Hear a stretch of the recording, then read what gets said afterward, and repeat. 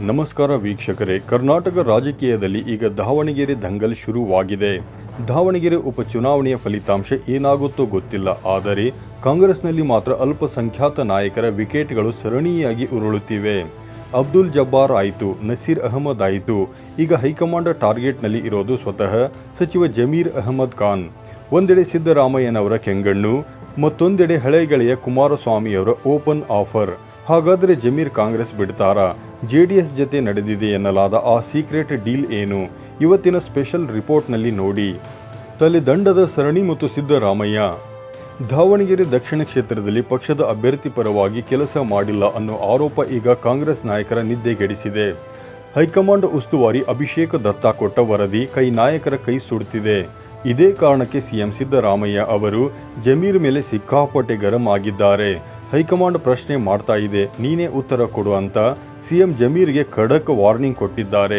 ತನ್ನ ಆಪ್ತ ನಸೀರ್ ಅಹಮದ್ ಅವರನ್ನು ರಾಜಕೀಯ ಕಾರ್ಯದರ್ಶಿ ಹುದ್ದೆಯಿಂದ ವಜಾ ಮಾಡಿದ ಬೆನ್ನಲ್ಲೇ ಜಮೀರ್ ಅಹಮದ್ ಕಾವೇರಿ ನಿವಾಸಕ್ಕೆ ಓಡೋಡಿ ಬಂದಿದ್ದಾರೆ.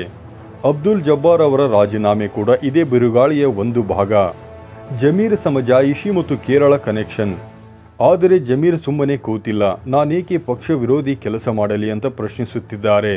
ಜಮೀರ್ ಅವರ ವಾದ ಏನೆಂದರೆ, ಹೈಕಮಾಂಡ್ ಸೂಚನೆಯಂತೆ ಅವರು ಕೇರಳದಲ್ಲಿ ಚುನಾವಣಾ ಪ್ರಚಾರದಲ್ಲಿದ್ದರು. ಕೆಸಿ ವೇಣುಗೋಪಾಲ್ ಅವರ ಕರೆಯ ಮೇರೆಗೆ ಕೇರಳಕ್ಕೆ ಹೋಗಿದ್ದೆ. ಅಲ್ಲಿ ಮುಸ್ಲಿಂ ಸಮುದಾಯವನ್ನು ಸಂಘಟಿಸುತ್ತಿದ್ದೆ ಅನ್ನೋದು ಜಮೀರ್ ಸಮರ್ಥನೆ. ನಾನು ದಾವಣಗೆರೆಗೆ ಬಂದು ಪ್ರೆಸ್ ಮೀಟ್ ಮಾಡಿದ್ದೇನೆ. ಮಲ್ಲಿಕಾರ್ಜುನ್ ಅವರ ಮನೆಗೆ ಹೋಗಿ ಊಟ ಮಾಡಿದ್ದೇನೆ. ಎಲ್ಲೂ ಮುಸ್ಲಿಂ ಸಮುದಾಯವನ್ನು ದಾರಿ ತಪ್ಪಿಸಿಲ್ಲ ಅಂತ ಸಿಎಂಗೆ ಮನವರಿಕೆ ಮಾಡಿಕೊಡುವ ಪ್ರಯತ್ನ ನಡೆಸಿದ್ದಾರೆ. ಆದರೆ ಸ್ಥಳೀಯ ನಾಯಕರಾದ ರಿಜ್ವಾನ್ ಅರ್ಷದ್ ಮತ್ತು ಸಲೀಂ ಅಹಮದ್ ಅವರ ಅಸಮಾಧಾನ ಜಮೀರಿಗೆ ಮುಳ್ಳಾಗಿದೆ. ಈ ಎಲ್ಲ ಬೆಳವಣಿಗೆಗಳ ನಡುವೆ ಅತಿದೊಡ್ಡ ಟ್ವಿಸ್ಟ್ ಅಂದರೆ ಕೇಂದ್ರ ಸಚಿವ ಎಚ್.ಡಿ. ಕುಮಾರಸ್ವಾಮಿ ಅವರ ಹೇಳಿಕೆ. ಕಾಂಗ್ರೆಸ್ನಲ್ಲಿ ಅಲ್ಪಸಂಖ್ಯಾತ ನಾಯಕರು ಚೆಲ್ಲಾಪಿಲ್ಲಿಯಾಗಿದ್ದಾರೆ. ಇದು ಬರೀ ಆರಂಭ ಅಷ್ಟೇ ಅಂತ ಕುಮಾರಸ್ವಾಮಿ ಬಾಂಬ್ ಸಿಡಿಸಿದ್ದಾರೆ. ತನ್ನ ಹಳೆ ಗೆಳೆಯ ಜಮೀರ್ಗೆ ಪರೋಕ್ಷವಾಗಿ ಜೆಡಿಎಸ್ ಬಾಗಿಲು ತೆರೆದಿದೆ ಎಂಬ ಸಂದೇಶ ರವಾನಿಸಿದ್ದಾರೆ. ಯಾರೇ ಬಂದರೂ ಸ್ವಾಗತ ಅನ್ನೋ ಕುಮಾರಸ್ವಾಮಿ ಮಾತು ಈಗ ಕಾಂಗ್ರೆಸ್ ಪಾಳೆಯದಲ್ಲಿ ನಡುಕ ಹುಟ್ಟಿಸಿದೆ. ಅಷ್ಟೇ ಅಲ್ಲ, ಜಮೀರ್ ಮತ್ತು ಕುಮಾರಸ್ವಾಮಿ ನಡುವೆ ಒಂದು ಸೀಕ್ರೆಟ್ ಡೀಲ್ ಕುದುರಿದೆ ಎಂಬ ವದಂತಿಗಳು ಜೋರಾಗಿವೆ. ಸೀಕ್ರೆಟ್ ಡೀಲ್ ಮತ್ತು ಕಂಡೀಷನ್ಗಳು.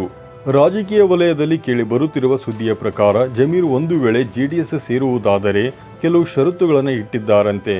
10 ಜನಕ್ಕೆ ಟಿಕೆಟ್ ಕೊಡಬೇಕು, ಬೆಂಗಳೂರು ಉಸ್ತುವಾರಿ ಸ್ಥಾನ ತಮಗೆ ಸಿಗಬೇಕು ಮತ್ತು ತಮ್ಮ ಜೊತೆ ಬಂದವರಿಗೆ ಸಚಿವ ಸ್ಥಾನ ನೀಡಬೇಕು ಅನ್ನೋದು ಈ ಚರ್ಚೆಯ ಸಾರಾಂಶ.